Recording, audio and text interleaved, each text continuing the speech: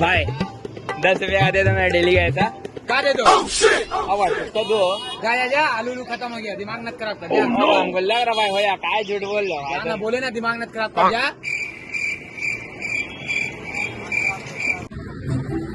अबे सैफुल, अबे भाई 10 रुपया पुचका ला दे भाई। अबे हम जाएंगे, नहीं देगा हमको। ना भाई ला दे। A few moments later. अबे यार कहाँ रह गया यार।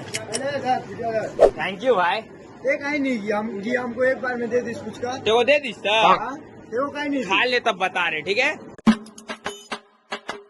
क्या हुआ? हम मांगा था तो आलू खत्म हो गया था ना, इसको कहाँ से दे दियो पैदा करके? भाई तुमको पुचका जो बेचने का मन नहीं है का? ही मांगा तो नहीं दियो, हम मांगे तो दे दियो।